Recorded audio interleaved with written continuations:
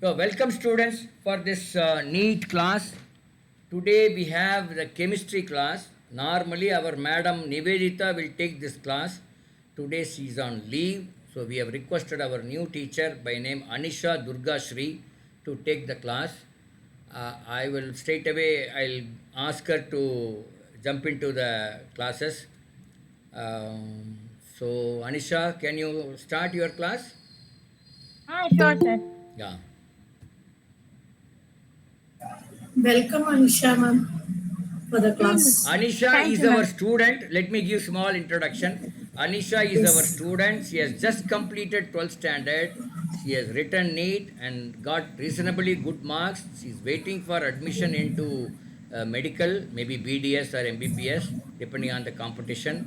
And she has been with us for the last 3 4 years. I think ever since she's in 10th standard, 10th, 11th, 12th, she's continued with us and she is a very great supporter to us. In fact, she made some YouTube videos and it was uploaded in our YouTube channel that is on English.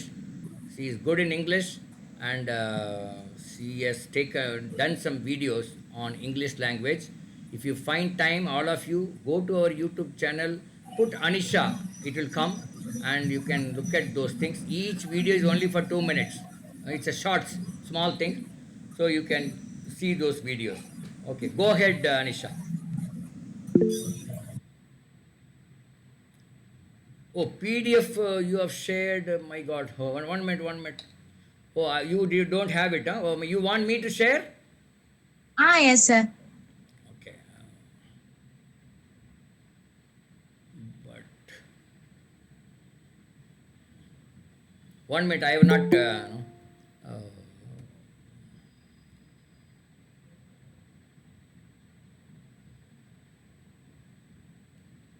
And the meantime, I will yeah, yeah. You, talk you about the you carry on. introduction, You sir. carry on. I will share it. Okay, hello, friends. Good evening, all. I am Durga Shri. I'm a NEET aspirant. I am a NEET repeater.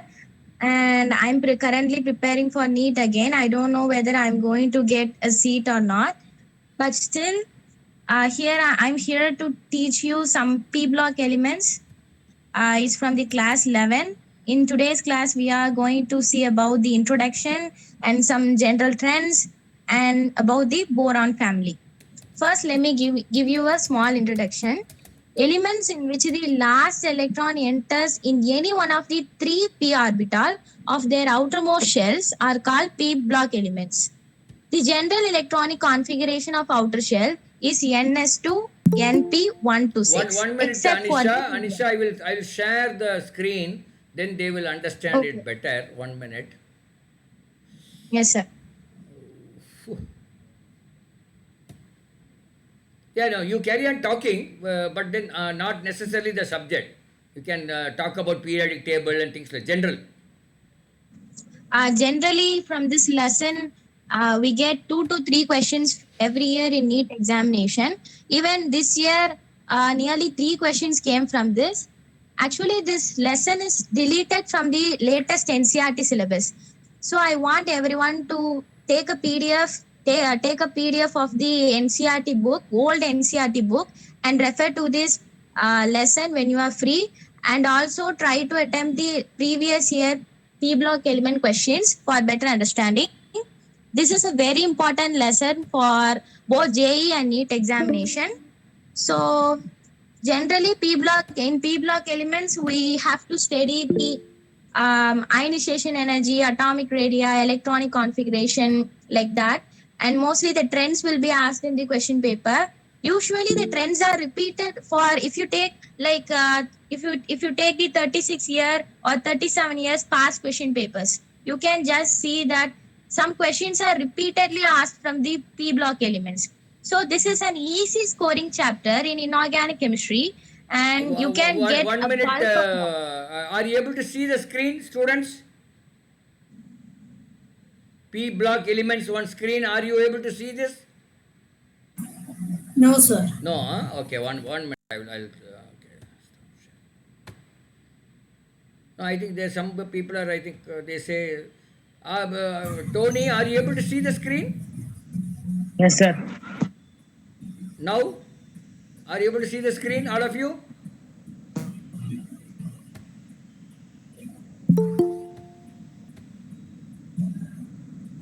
Screen தெரியுதுங்களா? Yes sir தெரியுது sir. எனக்கு தெரியல. உங்களுக்கு தெரியலையா? ஆச்சரியமா இருக்கு. நீங்க வெளியே போயிட்டு வாங்க மேடம், அப்ப தெரியுமான்னு பார்க்கலாம். Okay okay sir.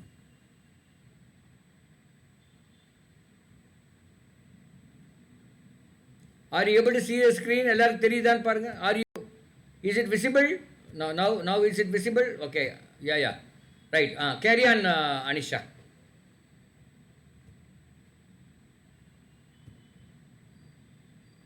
Is screen visible to everyone? Yeah, I think so. Okay, let's start. So in P block elements, the elements are classified as metals, non-metals, and metalloids.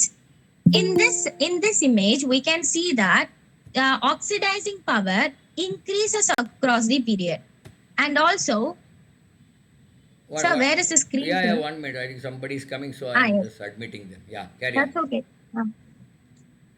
Oxidizing power increases across a period, and electronegativity, enthalpy of atomization, and oxidizing power, ionization enthalpy decreases down the period. Covalent radius, van der Waals radius, and metallic character decreases across a period. In the same way, Anisha, can you tell me? No, you can also indicate what do we mean by covalent radius. Little bit about it, you should tell. yes, sir. I will, yes, sir. So, in the case of covalent radius is measured for those compounds, for the covalent compounds like that. We have to take the distance from the center of one atom to the another atom, and the atomic radii is measured in terms of picometer.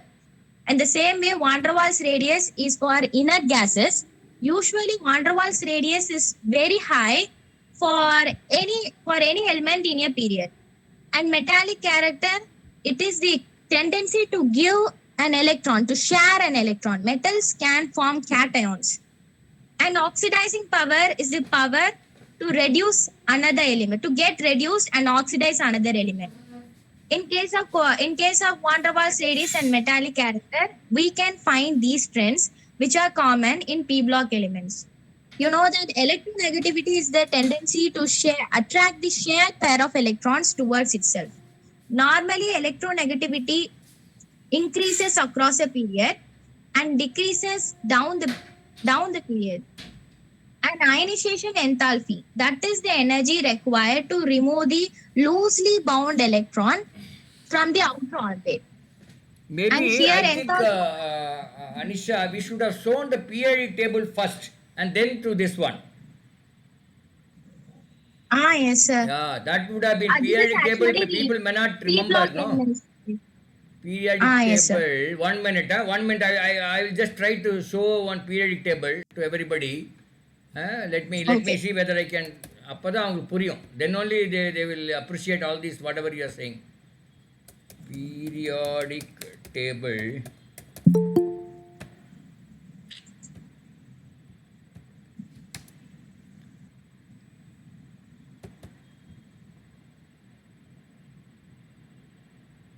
This is periodic table. Are you able to see the screen? Yes. Periodic table. தெரியுதா periodic table? தெரியுது sir. இருங்க, யாரோ ஒருத்தர் வராங்க. லேட்டாக வர்றது தான் பிரச்சனை.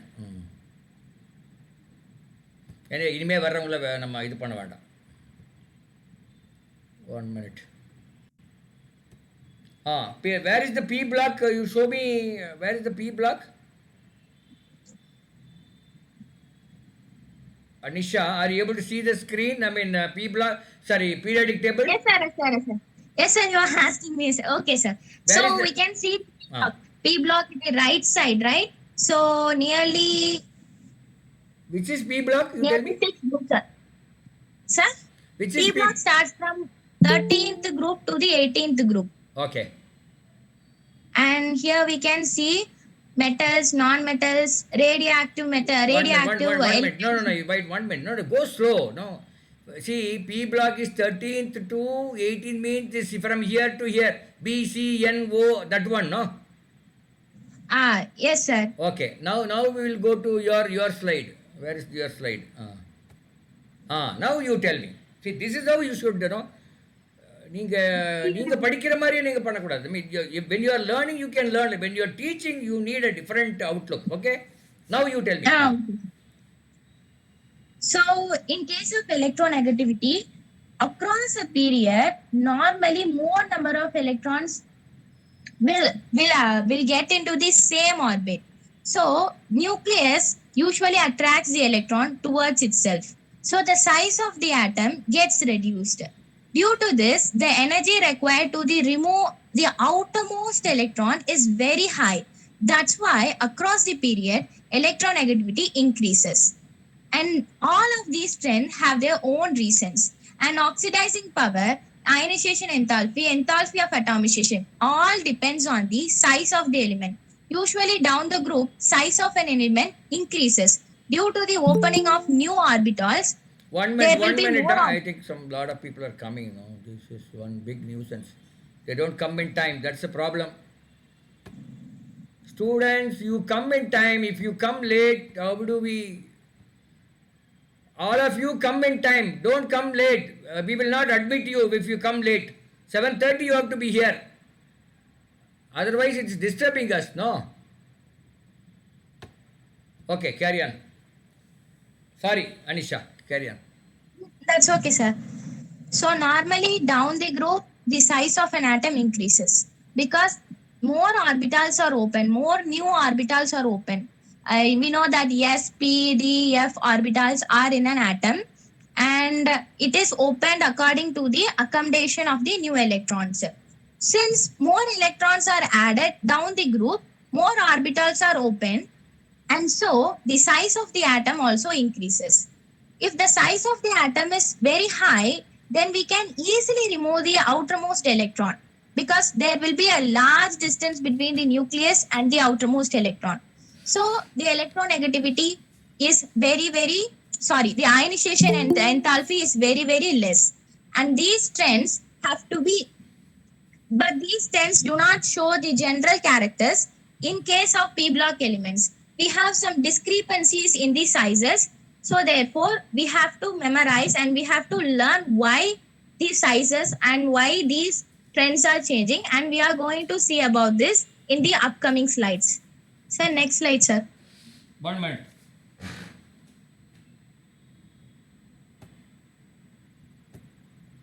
This one? Yes, sir. So normally, this is the introduction for the p block elements. The elements in which the last electron enters in any one of the three p orbital of their outermost shell are called the p block elements. I think, see, And Anisha, we should have showed this first. yes, sir. What do we mean by P block elements is elements in which, go slow, don't be in a hurry. No, the way I read, elements in which the last electron enters in any one of the three p orbital of their outermost shells are called P block elements. Like that. Go, don't be in a hurry. Okay, carry on. And the general electronic configuration of outer shell is ns2np126, except for helium, because we know that the helium is at the upper part, like helium has the atomic number 4 and there is no possibility for np6, y3 like that. And then the inner core of the electronic configuration may differ, which greatly influences their physical and chemical properties. Can you explain For NS2NP126? What is that? You can explain. So ns2np126 is nothing but s orbital, p orbital, d orbital, and we have these kind of orbitals. Normally, s orbital can accommodate 2 electrons. P orbital can accommodate 6 electrons. D orbital can accommodate 10 electrons, and F orbital can accommodate 14 electrons. So in case of p block elements, the outermost electronic configuration is ns2 and np126, where n represents the principal quantum number. So here, if we look at the electronic configuration of all the elements, they will have a different principal quantum number. So before that, we have to know about the principal quantum number, and it is the number which is specifically for each group, and it can be any positive integer starting at 1. It is designated for the first principal shell, the innermost shell. If the innermost shell, normally the innermost shell is designated as 1, so it can be 1s2, 1p16, 126 like that, and 2s2, 2p6, 3s2, 3p6, and then 4s2 5p6, like 4s2 4p6 like that, and the n has to be the same. So this is the general electronic configuration in case of the elements in p block elements. And and this table shows the p block elements. Normally members on the top and on the right side of the p block are non-metals. So carbon, nitrogen, phosphorus, oxygen, fluorine, sulfur, chlorine, bromine, iodine, and astatine. These are nonmetals. And then those on the left and at the bottom are metals. Aluminium, gallium, indium, thallium, and then lead, Sn, antimony, tin, bismuth, and then polonium. These are on the left and at the bottom. So these are the metals. And metalloids. Metalloids are elements which have both metallic and non-metallic character. Here, I have missed circle for boron, and this is a very important thing. Boron, silicon, germanium, arsenic, and tellurium. These are the metalloids in this specific group of the p block elements. And also in general, non-metals have higher ionization enthalpies and higher electronegativities than the metals. In contrast to metals, which readily form cations, non-metals readily form anions. The compounds formed by highly reactive non-metals with highly reactive metals are generally ionic because of the large differences in their electronegativity values. For example, we can take HCl. The electronegativity value of hydrogen is 2.1 and the electronegativity value of chlorine is 3. And the difference is, if the difference is high, then it will be, hello, if Yeah. sorry, if the difference is high, then that will be ionic. If the difference between the electronegativity value is less, then the compound will become covalent. So the compounds formed between non-metals themselves are largely covalent in character because of small differences in their electronegativities. And for this, we can give the example of hydrochloric acid, HCl. And for ionic compounds, we can give sodium chloride because the electronegativity value of sodium is 0.9 and chlorine is 3.0, and there is a large difference. And you have to note this. This is a very important point. And then this is a basic one of the basic thing, shielding effect. So we can see that. So before knowing about the shielding effect, I have to say the shielding effect caused by s orbital, p orbital, d orbital, and f orbital. Normally, the shielding effect is high for s orbital, and then for p orbital, and then for d, and then for f. So the order follows like S, P, D, F. D and F are poor shielding. They shield in a poor manner. So electron shielding occurs when the inner shielding electron shield the outer valence electron from the full attraction of the nucleus. If there is not that much attraction, then we can remove that electron easily. The valence electrons within an atom require less energy to remove than the inner electron. That is the thing in case of shielding effect. For example, if we are having S electron, so in a s orbital we have an electron. We cannot remove it easily. We cannot remove the another electron easily. And So, in this case, so let me shielding let me effect. clarify. I mean, what I understood was, suppose the outermost electron, if the shielding is very strong, then it is very difficult to remove the outermost electron. Am I correct? No, sir, it is easy to remove the outermost electron. If the If the shielding shielding from is the strong, nucleus, no, if the shielding is strong, example, I'm going, if we are taking a window and the window is shielded by a screen and nucleus is on the left side of the window and an electron is on the right side of the window. I think I have mentioned in a wrong way. uh, in this case, if the screen is an s orbital, we can easily remove the electron in the right side of the window.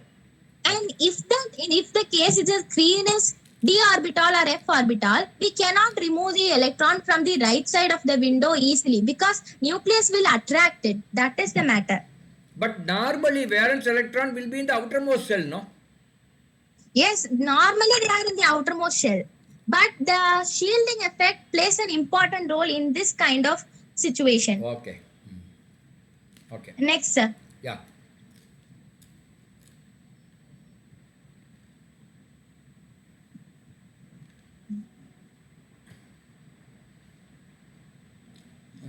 I'm So not. this is about the oxidation number. Hmm. So you will see about oxidation number in the redox chapter, but you might not have learned it. So that's why I have included this basic thing. Oxidation number in general, a bonded atoms oxidation number is the charge that its ion would have. Normally, oxidation number change during the redox reactions. If you learn the lesson redox reaction, you will become more clear about this. And we can use changes in oxidation number to balance the equation of the complex redox reactions. In the P block, while studying P block elements, we will come across the things about the oxidation number. That is nothing but the total number of electrons that an atom either gains or loses in order to form a chemical bond with another atom. We can also call oxidation number as oxidation state. Okay. Can I And go to next, next? yes, sir. Hmm. And yes, this is what I have told before. This is the general electronic configuration and boron, carbon, nitrogen, oxygen, fluorine, and helium. These are the first elements of the respective groups. For the 13th group, boron is the first member. For 14th group, carbon. So in this kind of table, we can see the general electronic configuration for each group. For the 13th group, the general electronic configuration is ns2np1. For 14th, it is ns2np2. For 15, it is ns2np3. And then for 16, it is ns2np4. For 17, it is ns2np5. And 18, it is ns2np6. And 18 is inert gases. It is completely filled. This is nothing but the valence electrons. So ns2np6 means 8 valence electron in the outermost shells. So there will be no effect. That's why we call the 18th group elements as inert gases, noble gases, like that.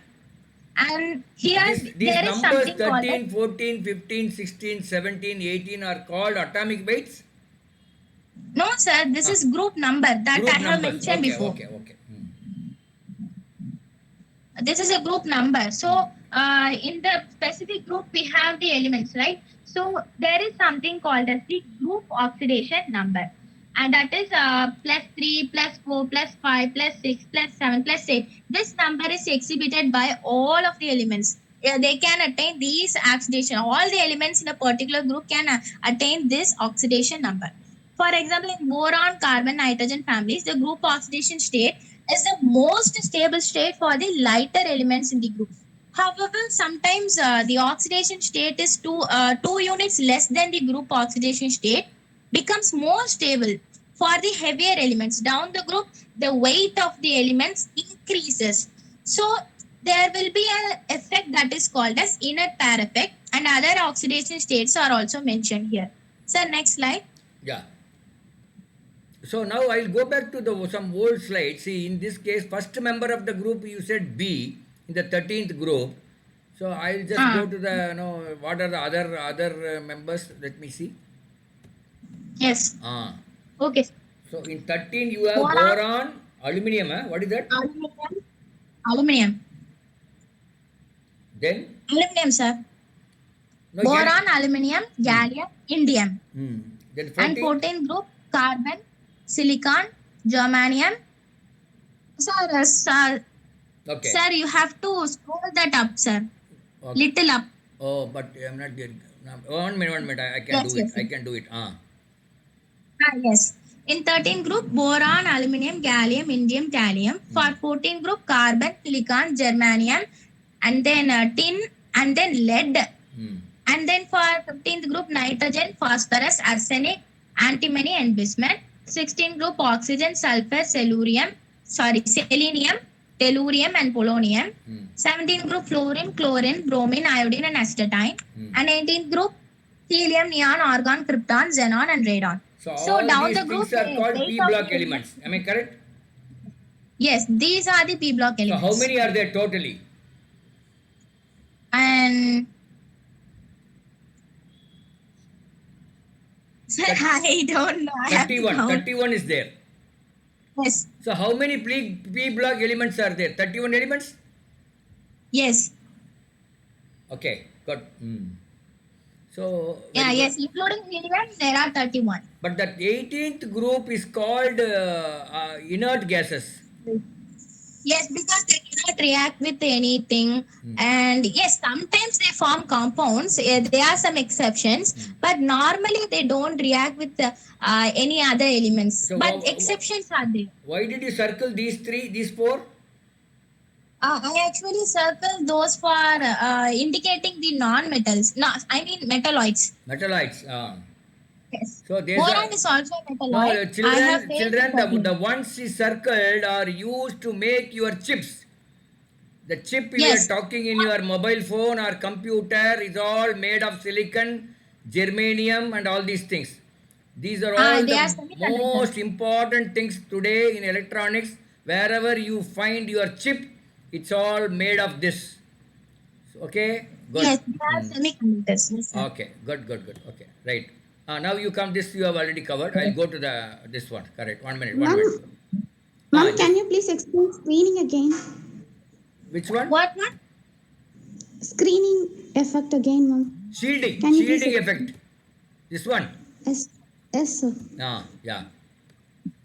Screening effect is nothing. So you just, it is an easy concept. Listen carefully. So at the center, you have nucleus. Nucleus attracts the electron from the orbit. You can see many electrons, right? So nucleus attracts the if we are going to remove the outermost electron, we should have some energy, right? So that energy will be less if there is an electron which is a s orbital electron before the electron that have to be removed. And shielding effect can be simply, that's why I told you the window experiments like that. So it can be also referred as atomic shielding or electron shielding. That is the attraction between an electron and the nucleus in an atom with more than one electron. And this a reduction in the effective nuclear charge on the electron cloud, and there will be the attractive forces which will be less on the electrons on the atom. This is a special case of electric field screening. And can you get it now? In the shielding effect, the electron in the s orbital acts as a blocking agent so that we cannot remove it from the outside. So Ma'am, what you mean to say is valence electrons have less attraction towards the nucleus Yes, normally, yes, sir. That has because less electron, less attraction. because in between there are many electrons. Yes, they are like shielding. They are protecting like Yeah. that. Okay. Now are ma'am, you able so to it should be Yeah. high for S electron, no, ma'am. For S electron, No, it should be higher. yes, it would be how it would be. Yes, it would be high, but for the valence electron, the effect will prevent it so that we can easily remove that electron. Ma'am, if the shielding electron is S, it will be very tough to remove the electron, no, ma'am. If it No, is it F will be or difficult it to will be remove easier. if the shielding electron is in the first orbital, and the electron that we have to remove is in the second orbital. So we have to remove the we have to remove the electron from the second shell. Sorry, that is shell. And the electron in the first shell is shielding the other electron, so that there will be less attractive force between the nucleus and the outermost electron. So we can easily remove the last electron. Can you remember? Can you feel this? Ma'am, No, Can you I will tell your explain. doubt? No, I will explain. See, the word shielding is actually confusing. It is shielding whom? That the problem is the shielding because there is an attraction between nucleus and the electrons. Okay? The attraction between the nucleus and the valence electron will be weak because it is shielded by other electrons between the nucleus and the valence electron. Okay, yes, sir. so that is that shielding word itself is little confusing, Anisha. Okay, it is. Normally in chemistry we use the word shielding, sir. No, I That's why understand. shielding or See, it is actually shielding is a confusing little word. It is shielding whom? Is it shielding valence electron? Is it shielding the nucleus? Valence electrons. Yes. Valence electron. That is shielding valence electron from attracting to the nucleus. Am I correct? Yes, sir. It is shielding the valence electron from the attraction of the nucleus. It is given already, it's there, but we need to understand that. So, because the attraction between the nucleus and the valence electron is poor or weak, the valence electron goes into reaction with the other compounds. Am I correct? Yes, sir. Okay. Now you can go to. Sir, Yes. sir, I have a doubt, sir. Yes, please. Sir, inert perfect configuration, sir. Huh? I'm going to explain. What is Sir, that? the alkyl and alkyl earth metals have oxidation state of +1 and +2 respectively. In addition to, they also shows the variable oxidation state. In case of heavier post inner transition metal, the post transition metals belong to the group like 13 to 16. The most stable oxidation state 2 less than the group oxidation state. So, for example, aluminium 3 plus is more stable than aluminium plus 1. Why, sir? I don't know that. Anyway, we will I'm reserve. going to explain. Yeah. Tell me, Anisha. Yeah. I will explain in the forward slide, sir. I have included the information about why Al3 plus is more stable like Okay, that, okay, and okay. I have not even completed that. Okay, we will go to the slides, then maybe you will understand. Okay. So should I go to the Okay. next one? Yeah, this one. Yes, sir. Ah, Next, sir. next one. Inert pair effect. Yes. Yes, sir. It's actually not. Okay, inert pair. The outer electronic configuration of group 13, 14, and 15 elements are ns2, np1, ns2, np2, ns2, np3, like that. So they are expected to show the higher oxidation state +3, +4, +5, like that. So, but the preference of the heavier elements of these groups show +1, +2, and +3 state respectively. This indicates that two electrons do not participate in bonding. The occurrence of oxidation state 2 unit less than the group oxidation state is called as the inert pair effect. Here, there is the reluctance of s electron to take part in bonding, and the inertness is found only if when the s electrons are in the fifth or higher principal quantum number, and when their loss does not afford a species with a noble gas configuration. And the net result is the lesser stability of higher oxidation state with the increasing atomic number in these groups. Once the involved energies are taken into consideration, we can call this as inert pair effect, and this term loses its significance. Normally, in group 13 elements, inert pair effect is more pronounced in the thallium. Okay. So next one you want to show? Yes, sir. You So, read. some polls have asked, like Al3 plus have lost more electrons when compared to Al1 plus, right? So it experiences a greater force of attraction on its remaining outermost electrons. So it pulls closer to the center of the ion. So it results in higher amount of energy needed to remove the electrons within the remaining outermost electron in the shell. That's why Al3 plus is more stable when compared to Al plus 1. Do you got it? Yes, ma'am. Okay. Okay. Okay, thank you. Yeah. Go to next. Anomalous. Yes, here anomalous behavior of the first element in each group of P block. This is a very important thing. Friends, if you can do this, please take a note. Sir will send this PDF in your WhatsApp group. If you have any doubts, you can ask immediately.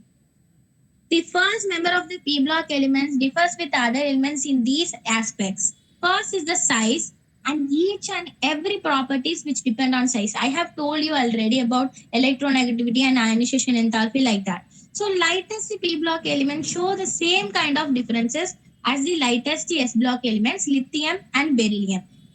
And the second difference applies only in the p block element, which arises from the effects of d orbitals in the valence shell of heavier elements. Starting from the third period onwards, we have 3D orbitals. So when 3D orbitals are coming, there starts the discrepancies. The trend will change. We will normally think that down the group the trend is like this, across the period the trend is like this. But all the time it's not like that. So there will be some discrepancies and some trends, and we have to remember them because these trends are asked again and again in NEET examination. Even this year, this type of trends are asked. And the second period elements of P group starting from boron are restricted to a maximum covalence of 4 because they are having 2s2 they use 2s and 3 2p orbitals.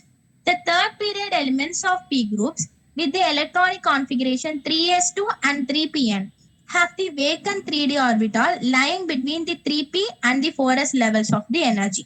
Using these d orbitals, the third period elements can expand because first period and second period orbitals don't have d orbital. D orbital can expand, it can accommodate 10 electrons so that it can form a big compound like that. And using these d orbitals, the third period elements can expand their covalence above 4. For example, here in the boron forms only Bf4 minus. It don't have d orbital, it just having s orbital and p orbital.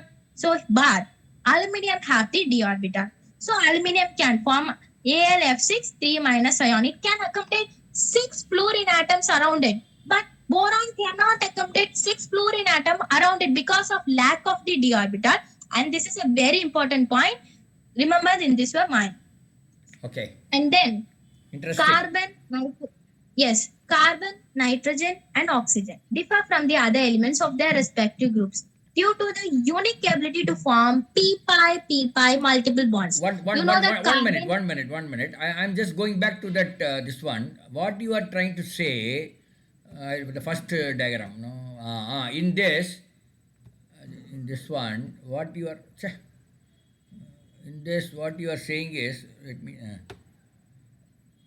I don't know why it is happening like this. In the 13th, 14th, 15th, 16th, 17th, this first element B, C, N, O, F, N, E is different from the other element. Am I correct? Yes, sir. B is different from aluminium, gallium, indium, and all those. No, it's like different from that. Yes, because boron is in the second period. Normally in second period, actually in second period, there is no d orbital. D Okay. orbitals, vacant d orbitals start from the third period. So it cannot expand its octet. And we will study about this in detail in chemical bonding. There is a very big topic about this in chemical bonding. So Similarly, I this have carbon is different from the other four. Yes, because of the property of catenation tendency. It is the tendency. Other elements can also do catenation, but carbon has higher tendency to make a long chain. That's why 90% of the the compounds in the world are made up of carbon due to the exclusive property called catenation. Okay. Then similarly, this nitrogen is So, different from other four. yes, sir. Similarly, oxygen different from the other four. Yes, sir. Every element is different and they have different, the chemical properties and physical properties are due to their atomic No, no. numbers. What do you mean to say? The first element of each group is different from the other element. No, something like that you said. I think I'll go. Yes, sir. I'll go to that. Where is that? 1 minute. First member of the P block element differs with the other elements in two major respects. Correct? Yes, sir. Yes, sir. You Ah, usually the first element of the P block group differs from the other elements in that group. okay, okay, right. Yeah, okay. We'll go to the. It is due to the small size and the absence of d orbital. This is the reason. Okay, right. So should we go to next one? Yes. No, this no Um, next one. This one. the next one. No, sir. You have to scroll a little down. 1 minute, 1 minute. Hmm.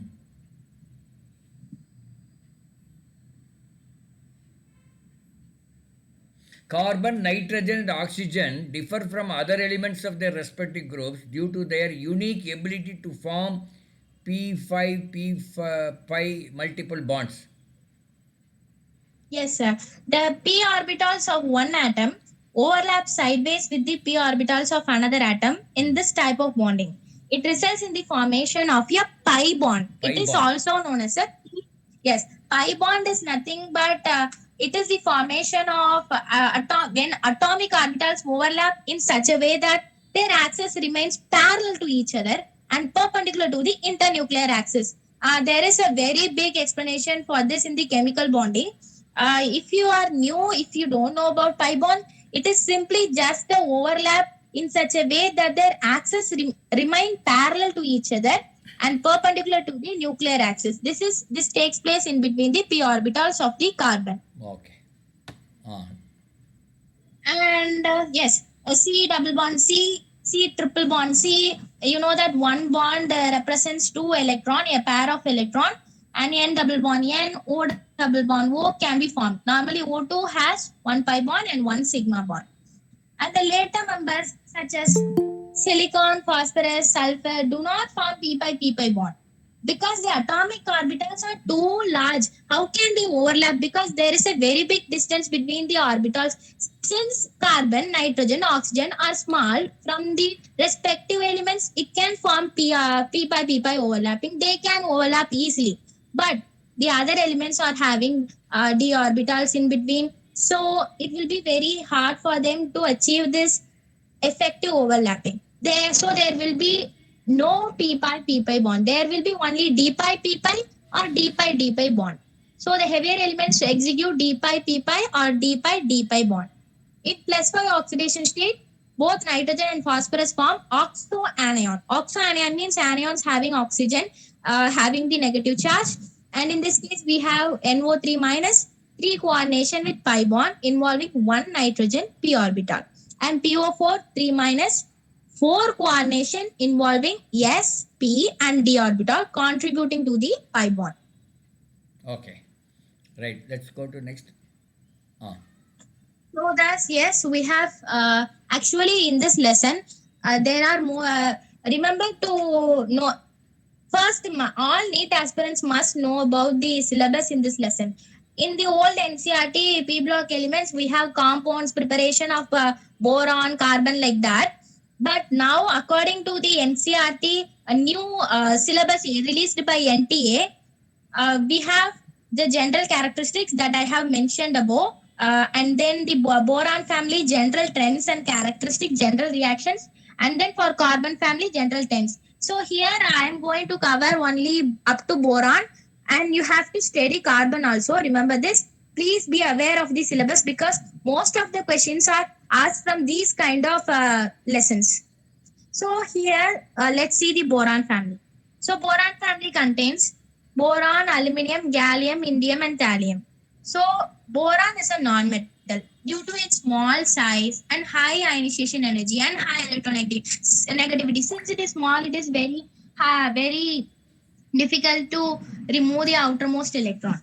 Aluminium, gallium, indium, thallium usually show typical metallic properties, and the aluminium is the third most abundant element in the world, 7.4 percentage, and thallium is highly toxic. And in NCRT, there would be some mentionings like where they are found, like in Madhya Pradesh, Karnataka, Orissa. Normally, those questions are not asked, but you have to know that mica is a form of boron, right? So, and another thing is bauxite is a form of aluminium, Al2O3.2H2. I have not, yes, I have included this. And cryolite and Na3AlF6 are the important minerals of aluminium. Usually, boron and aluminium is extracted as mineral from the ores. And another thing is nihonium. Nihonium is a radioactive synthetically prepared compound. Synthetically prepared element, and its half lifetime is about 20 seconds, and it is just stable for that 20 seconds. So the chemical properties are not established for that. And we have to know that the atomic number of nihonium is 113. Atomic mass is 286. In NCRT, they have specifically mentioned about this. I don't know whether they are going to ask this or not. But the electronic configuration is important.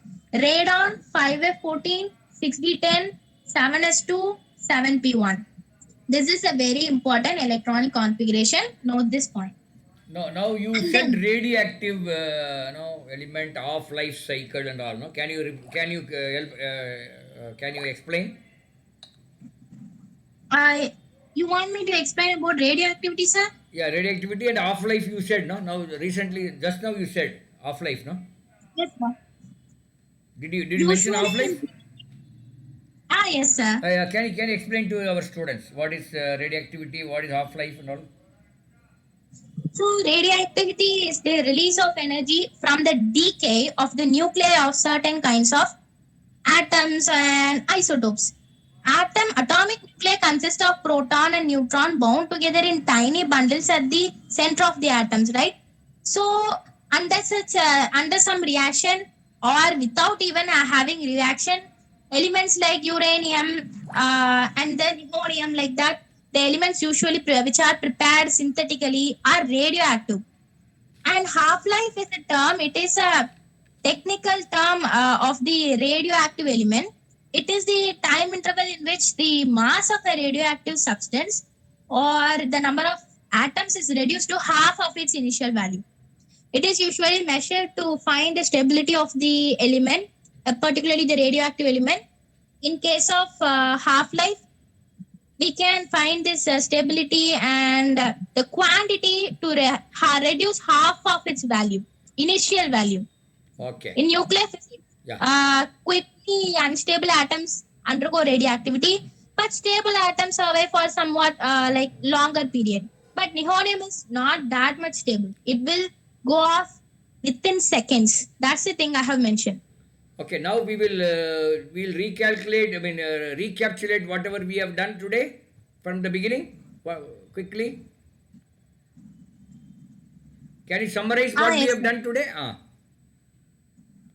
Today we have studied about the p block elements, the major trends that the across the group, across the period, electronegativity increases, and down the period it decreases, like that.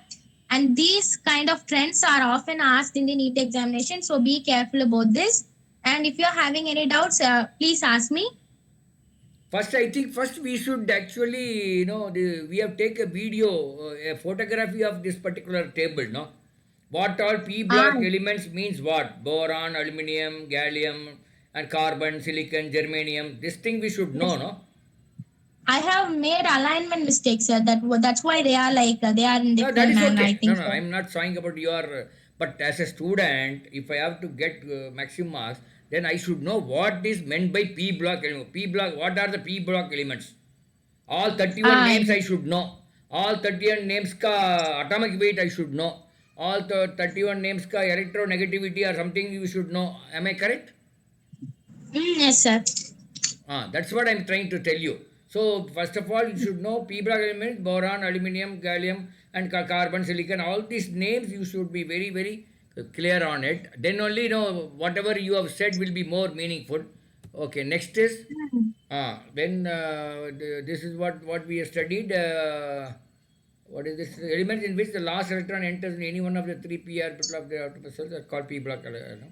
The general electronic configuration you have said, that is ns2 np1 minus 6, you said, and then p Sir, block. that is 1 to 6. It can be from, it Yeah, can yeah, be it can be NP1, from 1, 2, 3, NP2. 4, 5, 6, anything. Yeah. Ah.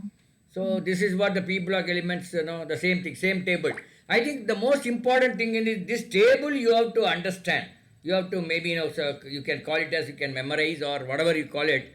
And the last group is, it's a inert gas, that is helium, neon, argon, whatever, xelium and radium, something like that, all those things. Then what are we studied? Then we studied electron shielding. That is, the electrons between the nucleus and the valence electron is shielding the valence electron from the attraction of the nucleus. Am I correct? Yes, sir. So it is that is what we call as electron shielding. So that is one thing. Then oxidation numbers. The oxidation number is a positive or negative number assigned to an atom to indicate degree of oxidation or reduction. So this oxidation number we had seen, and then we had seen this general table. No oxidation state, oxidation states, group oxidation state, and oxidation state. Like that we discussed about it, and then what all we discussed. Then inert pair of electrons. There are some electrons are inert which will not be active. So the next pair will be active. So the number of valence electrons, oxidation state will come down. Am I correct? Yes, sir. So I think these students have then anomalous behavior. The different anomalous means different behavior of the first element. The first element behaves slightly different from some other elements. That is the meaning of it. That you have to go through the details for each of these groups. Like boron group means how boron is behaving differently compared to other elements, like that. That you have said about it, and then you have said here elements, that boron family, what all the elements are there, and you said the boron family and the carbon family is very important. Am I correct? They are in the syllabus, sir. Yeah. For the class 11 and for class 12, we will study the remaining Yeah. in class 12. Yeah. Okay. These are the things which we have seen today. Maybe it's one has to read the full lesson and understand the whole thing. We have just given you the glance of what is there in the P block, but all these nitty gritty and details one has to memorize or keep in your mind, so that you can face difficult questions in NEET. That's very important. So what else? Any doubts from the students you can raise? Anything you want to clarify? See, she has taken P block elements. Overall, she has touched all important things. In case you have any thing to be clarified, you can send in the group. Again, we will ask her to clarify. Yes, Tony, you want to say something? So that's it. Today's class. Since our Nivedita madam is on leave, we have requested Anisha Durgasri to take the class. Next class onwards, we will continue with Nivedita. Thank you so much, students. Thank you, Durgasri, for coming and helping our students.